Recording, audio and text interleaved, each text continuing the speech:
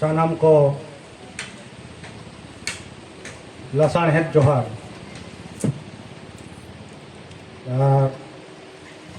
तेहन हिजू हिजू तेगे अदो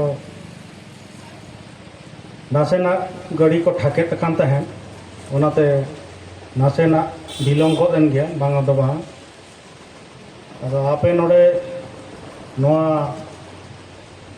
लोलो रे एना खन पे दुड़ुब अकाना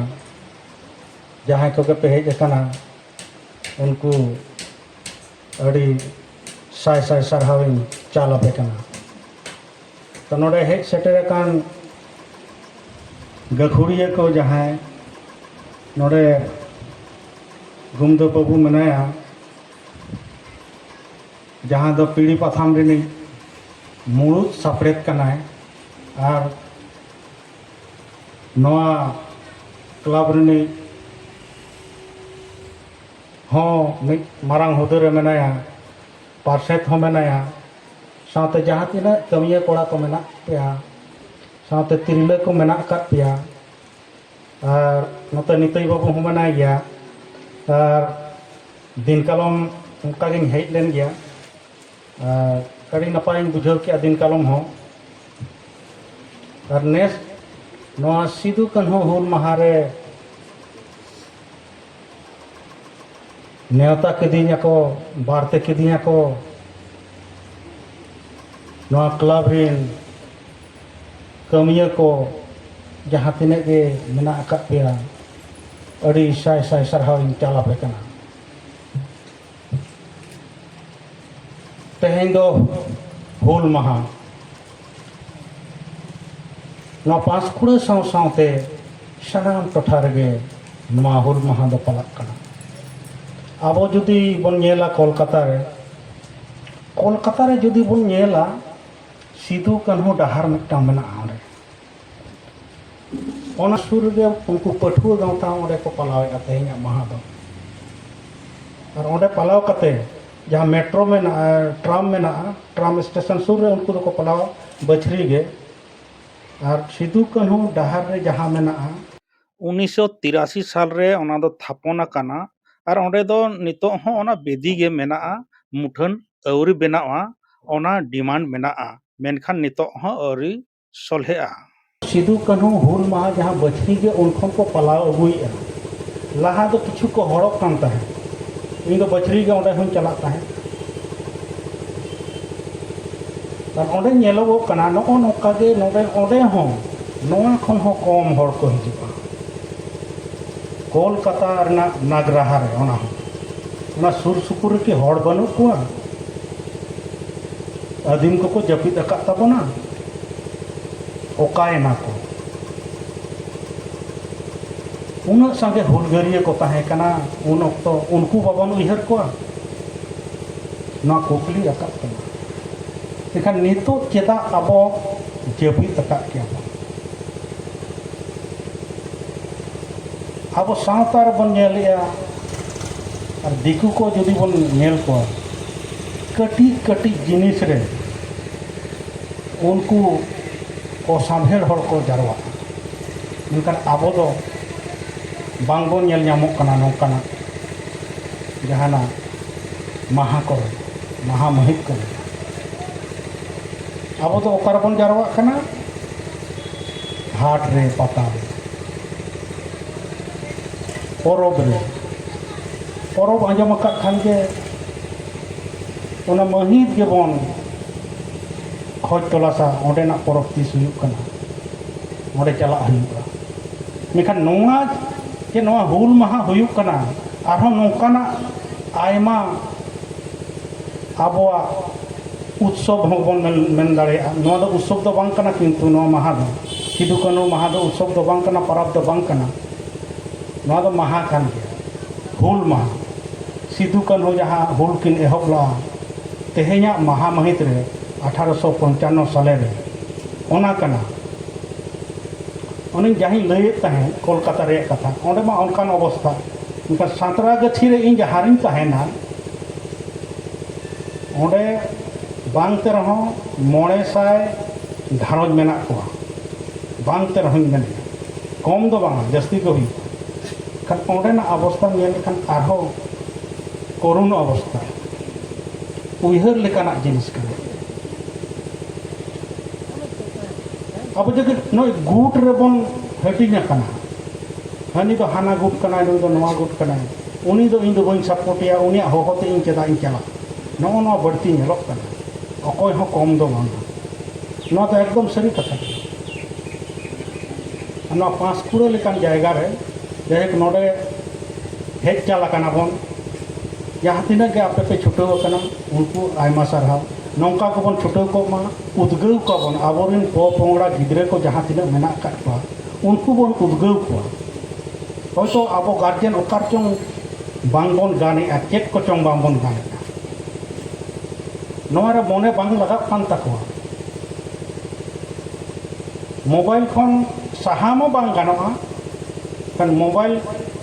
ओना हो सिखनेत बन एमा को ये मोबाइल तो नपाय जिनिस कान गया लेकिन आम जहाँ यूजा जहाँ व्यवहारा बढ़ती व्यवहारा ओंडे तो मोबाइल तो आम चुपुद रे मेना आम जहाँ व्यवहार सनामा ओना गेम नाम लेकिन नपाय जिनिस बन आगोचा और बड़ी जिनिस बन बाहेरा नोआ जतो लेकान जिनिस मेना मई को बाबू को जहाँ ट्यूशन को बन पढ़ा कना से जहाँ ट्यूशन जहाँ क्लास ना गे मीद चनाक खन एहब कते बिरदागार हबीजा जो मोबाइल रे नामक कना ट्यूशन हो बांग दरकार जुदी जहाया बहग रे तहना इन दो ट्यूशन बई पढ़ा नोडे खन बाम बुझाव खान मिद क्लिक खान गे जो आम नाम नो टेक्नोलॉजी दो अड़ी माने चेक ते मेना सेदाय दो बोंगा बुरु बन मेना नितो दो नोआ हो बोंगा बुरु लेकान जिनिस कान गया अदो जागे अंते तो बई चला कान गया जहाँ भोगनाडी रे ओंडे दो अड़ी आयमा हर को जरवा कान गया मेनखान ओंडे हो नितो राजआरी चलावा काना खबर रे नामक कना ओंडे हो राजआरी चलावा काना ओंडे जहाँ मंडल मुर्मू मेनाया राजआरी ते उनी दो उनी राजआरी गबल रे उनी बोलोयना नौका चाबा हकाट को आको ओंडे उनको हो बेस ठीक बको तहां हिचो आको कना इनखान ओंडे ना जहाँ कमी होरा मेना जहाँ प्रोग्राम मेना ओंडे हो नौका डामाडोल अवस्था रे मेना मेनखान हुयुक कना ओंडे दो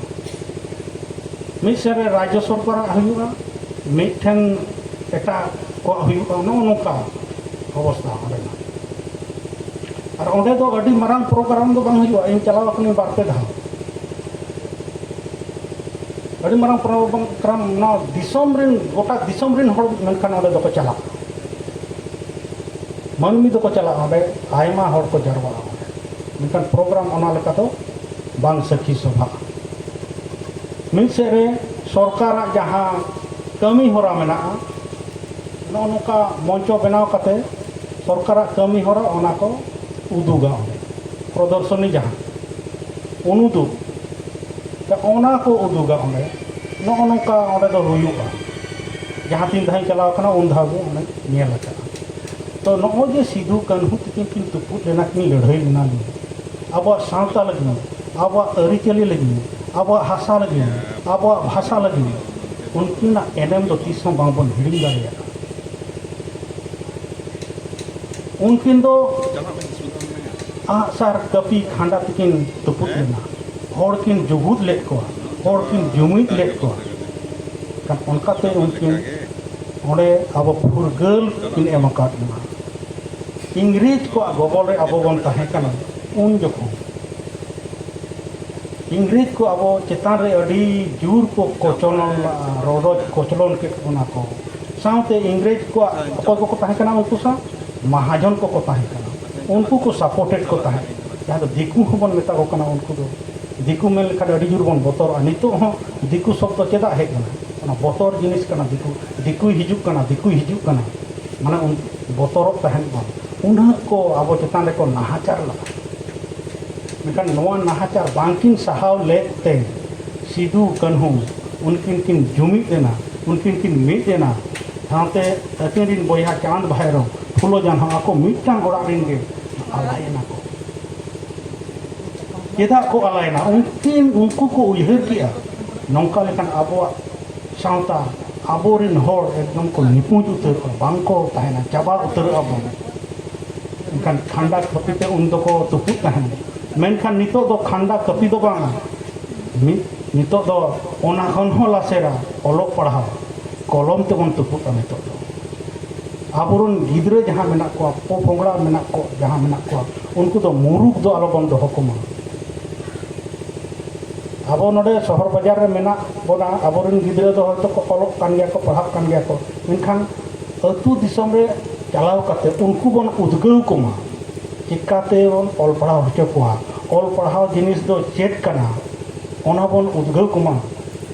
आबोरन गार्जियन को इन हो अतु दिसम खन गिन हेज कना इन्या अतु खन दो गुमदो बाबुआ अतु दो आरहो बीर भितर मेना एकदम बुरु खडरु में लखान के गानोआ बाना को को ताहेना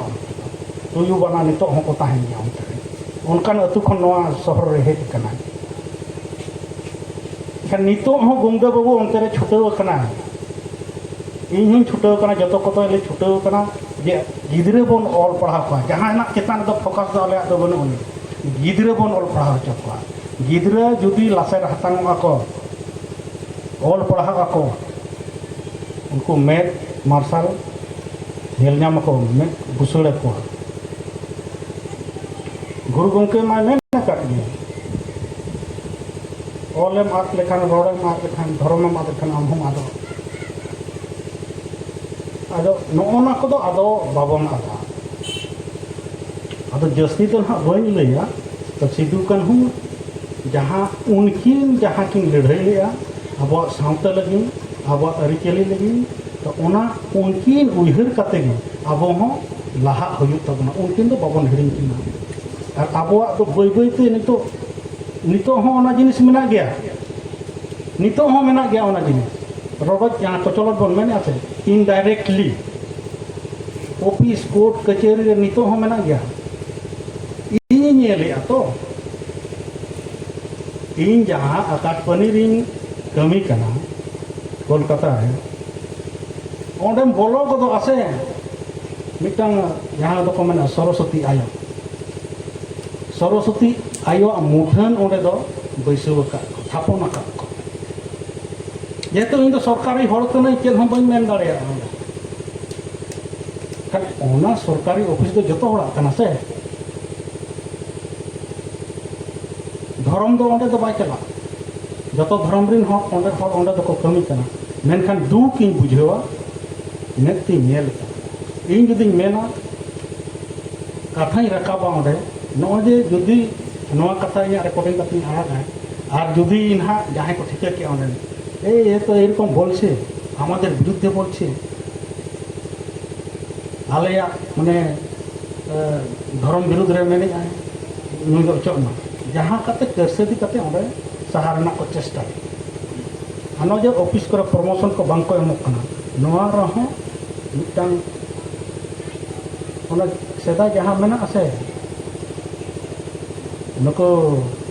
सनातन को लई कना उनते तो ना जस्ती बई लई बखान एटागो कथा को अदो उनको नितो हो अब चेतान रे रबय को चलन दको चलावे के सजे बांग को मेन दाड़िया कना जेहेतु नितो बन ऑल पढ़ाव कना मेनखान नितो हो अंत चला में बोकारो से चला दुमके चला नितो हो अंत दो अडी बेकवार्ड हड़ मेना को बेकवार्ड हड़ नाम को अंत दो चेदा गोटा पका लगे आले से रहा मेना को तारपर ना पुरुलिया बांकुड़ा मेदिनीपुर ना बुरु टोठा अब ना बुरु टोठा रे मेना को नोआ करे हम उनकान हड़ मेना को जहां दो ऑलोक पढ़न खन अडी संगिन रे मेना को अदो उनको अब सिद्धू कान्हू डाहार तो बन ताड़ामना जहाँ गे जुदी अब चेतान को अत्याचार रोड कचलन ओना संगे अब बन लई सदरमा नौकान गाँवता को मेना तबना ओना तलार बन लई सदरना और सिद्धू कान्हू डाहार तबन ताड़ाम मागे और गुरु गंकेया डाहार तबन ताड़ामा ओनागे इन्या लई रेना दो और इन जहाँ ओडिंग बोलो कना ऑल चिकिंग सेणाला इन्या परीक्षा जखन हुई लेना आकाशवाणी रे ऑल चिकी तेगे इन दोኝ ऑल ले ओना तो ऑल चिकी हो सनाम को के बन चेद मा इन ऑल चिकी परीक्षा पास करते ओंडे दो बोलो और नितो मा नको अब परसी मा एडसिट्यूड रे सेलेद अकान गया कोनो असुविधा बनु उनी और ओनाते आबोरेन गिद्रा को ऑल चिकी बन सेना हचो कमा अदो जेहेतु इन दो आकाशवाणी हुई कमिया अदो खबरिया कने खबर पढ़ाई कने अदो दिनम हिलो उन दो हरप्रसाद मुर्मू तहे कना परमानेंट उनी दो तहे कना ना रिटायर्ड कना उनी रिटायर्ड ताय आले ले बलो आकना नितो दो नोडिंग हेज दाड़िया ना केदा आले दो इरेल जना मेना गया ना 8 जन मेना गया हटिंग हटिंग के पढ़ा बखान बाले दाना दाड़िया उन दो हरप्रसाद दो अड़ी कष्ट कते पढ़ाता है छुट्टी के बाय नाता है दिन के ओंडे के ड्यूटी एकला के तहे कना अदो ओना हम नितो चाबा रना को धंधा कना आकाशवाणी कोलकाता जहां सांतारी आखड़ा ओना चाबा रना को चेष्टा करा ऐसे का जहां मेना उन वक्त ऐसे का तहे कना 1975 रे उनिया हुलसई ते नवा दो एहब कना इनखान ऐसे का उनका एक्टिव नितो बाय नेलक कना उनी एक्टिव हुई तया अब गाँवता जहाँ तीन नितो भागड़ के रपुद के गोटा गया चिकाते बाबन जुमिद दाड़िया कना ओना दो उयहर रेना व्यापार कना अदो आबो बन जुमिदोग मा इगोरे आलो बेना अगुई में जहाँ गे नोडेन को तो बन तकना सनाम दिसम दिन जहाँ गे मेना आकाट को अब सावता रुखिया लगिन दो इगोरे आलो बन चला में जुमिद तबन कमी मा राजआरी दो सावता रे आलो बन अगुया जहाँ हिलो सावता कमी रे राजआरी बलोयना इना हिलो दो ओना सावता रे हड़ को हिरी पसीर का नोय लई हटो आपे कना ना दो इन्या कथा दो बांग कना ना दो ऑल गुरु पंडित रघुनाथ मुर्मू लई हटो ला उन दो इन दो बन ताहे कना मेनखान बाबा तक को लई ताहे ना बेट कुंदरी झाड़ग्राम रे उन जखन लई हटो जे राजआरी हड़ दो समाज आरी रे आलोपे बोलो हचो माने एक्टिव पार्ट्स आलोपे मकान ना समाज आरी तबन रपुद क्षति बीती चाबा और ओना को हुयु कना नितो अतु दिसम रे बारिया पे गुटे ना बन ना हते हुल से तो जस्ती बइन लेला अब इदी कते जहां ओना को लई किया हुल माओ अडी संगे हड़ को लई के तब ना गोंके को ताहे कान गया अडी नपाय नपाय दमान दमान कथा को लई के गया तो मिटांग गे अब नितो फोकस ऑलक पढ़ाओ जहां हिलो बन ऑल पढ़ाओ तो बन सेचेत ना सनाम हो इन हिलो दो आदो बाको अटकाव दाड़े बना को जमा तबे सनाम को गए जोहार नापाय रे तहन पे मेहनत की मेहनत अंगा तहन पे और सिदु कान्हू उयहर किन पे अड़ी आयमा सरहाव